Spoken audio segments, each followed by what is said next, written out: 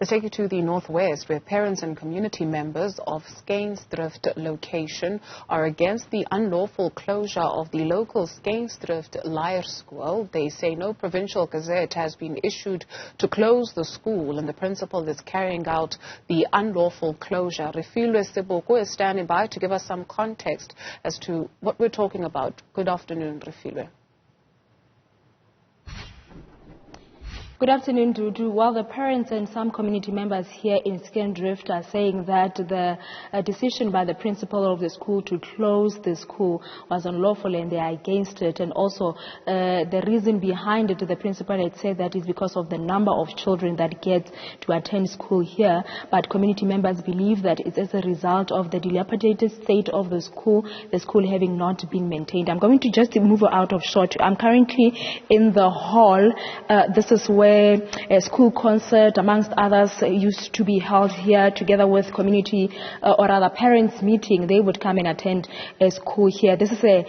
Meetings here. This is a school that has a grade 1, grade R rather, to grade 7 that used to attend here. And we understand that since the reopening of of schools, learners have not been to school. Some of them have been sent to Mariko, which is far away from where we are.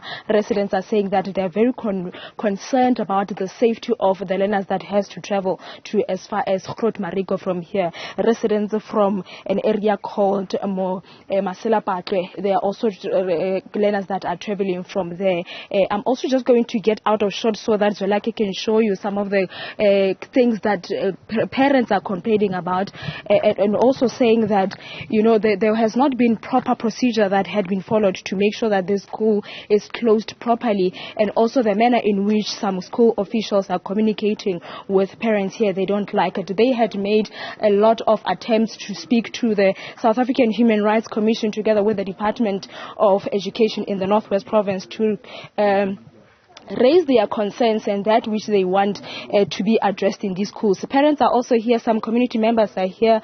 Not only classes are dilapidated, but also issue of sanitary continues to be a challenge for some parents here, for learners as well. There are toilets that of the school that the residents together with parents are saying that they are not being maintained. We also got here to see what seemed to be, or rather seems to be, temporary toilets for these learners. They said that, some of the community members, they said that it had not been 3 years since these toilets were brought here as temporary measures for the learners, because the state of the toilets of these schools are not in good conditions. I'm going to try and get one of the residents to talk to us here and tell us about how they really feel about the closure of this school, what's happening to some of their kids who have not been to school for quite some time. We also got one of the elderly person who is a resident here in Skuinsdrift to say that he has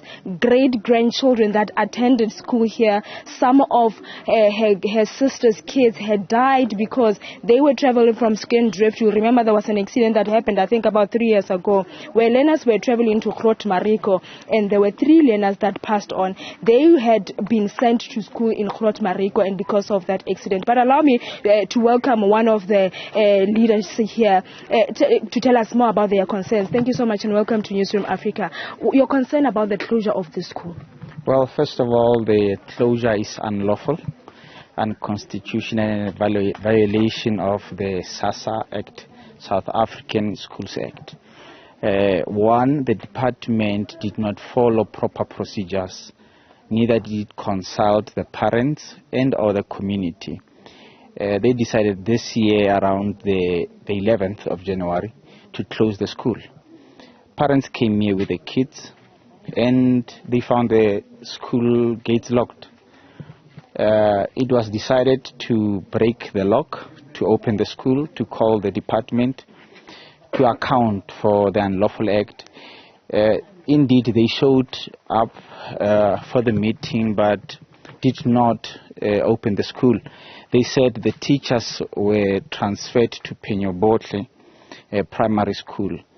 The other issue was that not only did they cover up the unlawful act of the closure of the school, subsequent to that, upon calling for further meetings, indeed the sub-district director came, tried to listen to the parents' complaints, but stopped when the parents were informing him that you said to us we must manufacture children, now you have closed the school. Now, let's talk about the attempts that you've done to deliberations with the South African Human Rights Commission together with the Department of Education. How far have you went, and also what is it that you would want to see happen at the end of everything? Well, what transpired from the messages that we have received is that South African Human Rights spoke to Dr. Moluko, giving him permission to close the school without consulting the parents. Upon receiving such information, we went to the department, addressed this so-called permission, which we regard as unconstitutional. Then they said, no, fault is with the department. We are still waiting for South African Human Rights to come on the table to tell us how come that they give Mr. Moloko the permission to close the school without consulting Batsati. It's just not professional. They are silent on the matter currently. We hope that at the third engagement with them, they would give us a proper response. But as far as we know, the last time we were in the meeting with South African Human Rights, they said the school must continue.